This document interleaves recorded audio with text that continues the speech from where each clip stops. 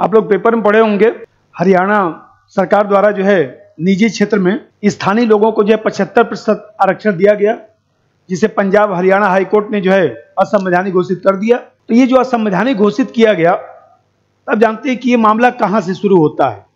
वहां पर जो जन नायक जनता पार्टी है जेजेपी, उसने अपने घोषणा पत्र में कहा था कि हमारी जब सरकार बनेगी तो हम जो है स्थानीय लोगों को आरक्षण देंगे।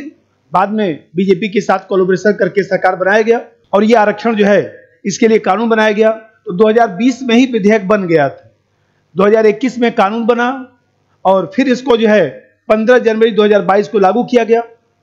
तब जानते हैं कि इसमें यह प्रावधान किया गया कि निजी क्षेत्र की जो भी कंपनियां हैं, सोसाइटी हैं, ट्रस्ट हैं, फर्म है, इसमें 10 या अधिक व्यक्तियों को रोजगार देने वाले जो भी संस्थाएं हैं, उसमें 30,000 रुपए प्रति माह से कम वेतन वाली नौकरियों पर इसको लागू करना था, लेकिन हाई कोर्ट ने इसको असंवैधानिक घोषित कर दिया।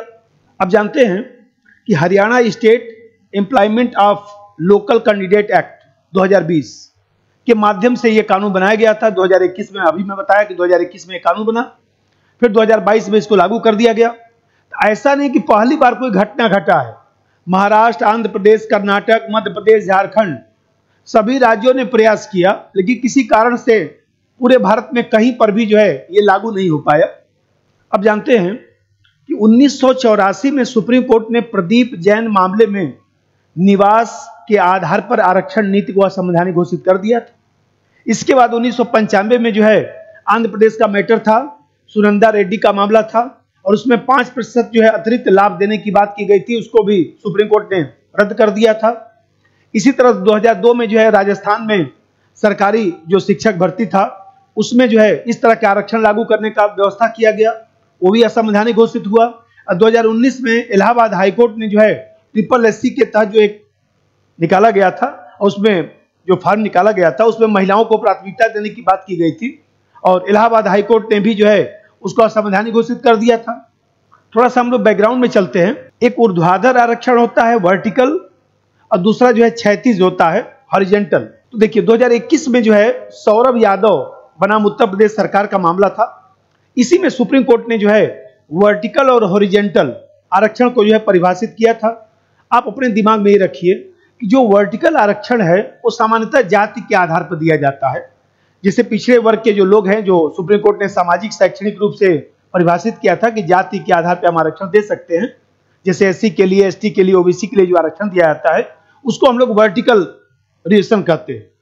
और जो हॉरिजॉन्टल जो रिजर्वेशन है, समाज में जो वंचित समूह हैं, जैसे मान लीजिए सपोज करिए विकलांग व्यक्ति है, ट्रांसजेंडर हैं, सैनिक लोग हैं, विधवा हैं, महिला हैं, ये जो वंचित समूह है उसको जो आरक्षण दिया जाता है उसको हम लोग हॉरिजॉन्टल आरक्षण देते हैं। जैसे संविधान में अनुच्छेद 16(4), तो मैं कहूंगा कि अनुच्छेद 16(4) क्या है, ये वर्टिकल रिजर्वेशन है।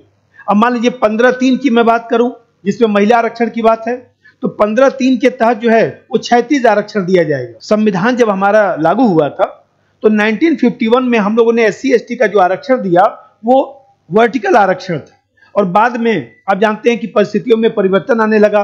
विभिन्न वर्ग समुदाय की जनसंख्या के अनुपात में देखा गया कि वो काफी पिछड़े हुए हैं, वंचित हैं, तो ऐसे दिशा में जो है उनके लिए जो आरक्षण की व्यवस्था की गई उसको हम लोग बोलते हैं कि यह जो है हॉरिजॉन्टल रिजर्वेशन है। तो संविधान प्रारंभ होने पर हम लोगों ने वर्टिकल रिजर्वेशन दिया और बाद में संविधान लागू होने के बाद जो है परिस्थितियों के कारण जो है जो दिव्यांग व्यक्तियों को आरक्षण दिया गया है, चाहे महिलाओं को दिया गया है, ट्रांसजेंडर को दिया गया है, यह आरक्षण जो है जो सुप्रीम कोर्ट बार बार आदेश भी देता रहा, तो उसके बिहाफ पर जो हम लोगों ने आरक्षण दिया उसको हॉरिजॉन्टल रिजर्वेशन कहा जाता है।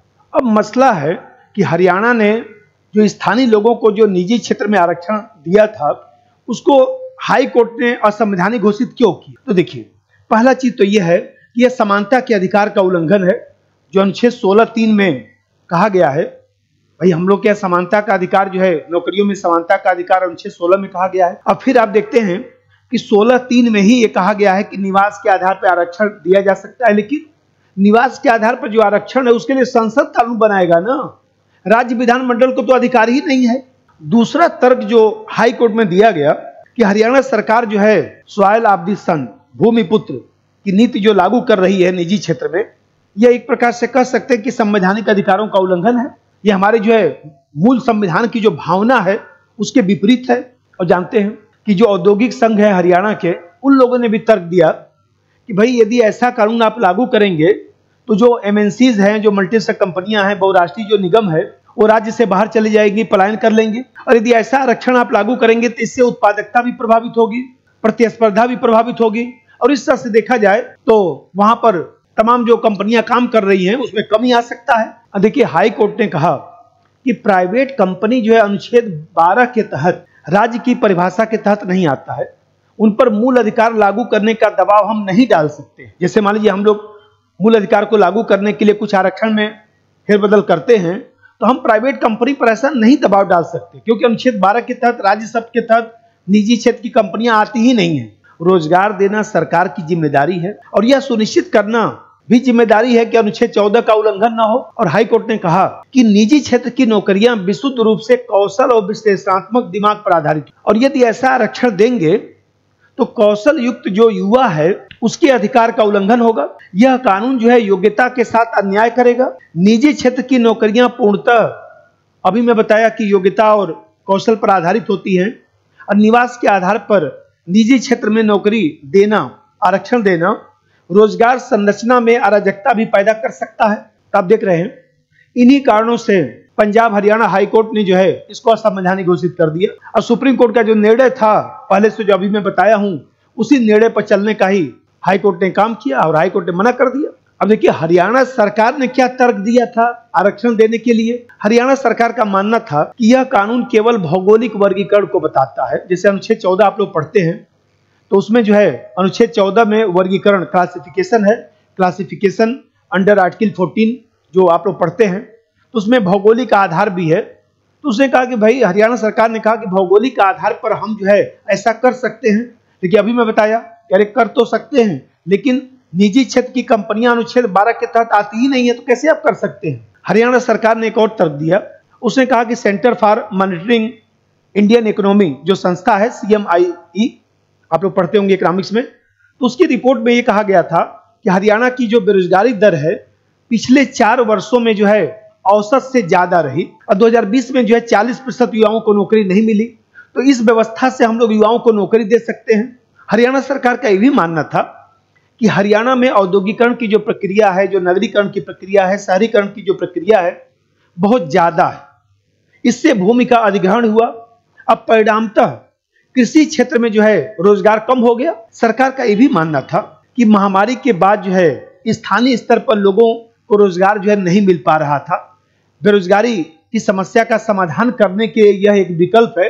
तभी हरियाणा सरकार ने कानून में जो है केवल 10 वर्ष के लिए इसको लागू करने की बात किया था। और एक तर्क सरकार ने यह भी दिया था कि उद्योगों की प्रगति और अर्थव्यवस्था के बीच जो है सही संतुलन बनाने का यह कार्य करेगा। एक सामंजस्यपूर्ण वातावरण बन सकता है। हरियाणा सरकार ने कुछ व्यवहारिक तर्क भी दिया था। हरियाणा सरकार ने कहा कि बाहरी व्यक्ति यदि आएंगे तो मान लीजिए उनको कम पैसा मिलेगा, 20,000 25,000 रुपये मिलेगा, तो झुग्गी झोपड़ी मलिन बस्तियों का विकास होगा। और इस तरह से देखा जाए तो कहीं न कहीं गंदगी बढ़ सकती है। यदि स्थानीय लोग नौकरी करेंगे तो इस तरह की समस्या भी उत्पन्न नहीं होगी। नगरीकरण की जो समस्या है उसका भी कुछ समाधान होगा, क्योंकि लोग आएंगे नहीं तो डेंसिटी भी तो कम होगी। लेकिन आप जानते हैं हाई कोर्ट ने इन तर्कों को जो है अस्वीकार कर दिया, और अंततः हाई कोर्ट ने जो है वह देखा जाए तो इस तरह के आरक्षण को जो है असंवैधानिक घोषित कर दिया। संस्थान भी 20 तारीख से जो है GS सेकंड का नया बैच शुरू हो रहा है, जो गवर्नेंस से शुरू होगा। आप लोग जो है आइए, क्लास वास करिए। अब देखिए इसका क्या विकल्प है, आखिर हम लोग को क्या करना चाहिए। वास्तविक समाधान यह है कि जो क्षेत्रीय जो विषमता है उसको कम किया जाए, श्रम प्रधान उद्योगों को बढ़ावा दिया जाए, शिक्षा, स्वास्थ्य, कौशल विकास, इन सब चीजों को बढ़ावा देने की आवश्यकता है। अधिक निवेश करने की आवश्यकता है, निवेशकों को आकर्षित करने की आवश्यकता है। और जो स्थानीय लोग हैं रोजगार देने के लिए उचित कौशल का एक विकास भी किया जाए, एक अच्छा परिवेश बनाया जाए जिससे वो लोग खुद ही नौकरी पा जाएं, बाहर के लोग जो है आकर नौकरी न करने पाए। तभी इस तरह की समस्या का समाधान हो सकता है। और फिर हम लोग दूसरे किसी मुद्दे को लेकर अगले वीडियो में मिलते हैं। सभी लोगों का धन्यवाद, और सभी लोग चैनल को सब्सक्राइब कर लीजिए जो लोग भी देखते हैं। और आप ही लोग हमारे प्रचारक हैं, तो आप लोग जो है उसको जरा सा प्रचार प्रसार करिए। और जो पोल्टी पीटी वाला वीडियो है उसको भी देखकर उसको कमेंट बताइए कि आप लोग को कैसा लगा। जो हमने 35 वीडियो बनाया था और फिर उसके आगे जो वीडियो बचा हुआ है 5-7, वो भी मैं इसी सप्ताह शुरू करूंगा। सभी लोगों का धन्यवाद।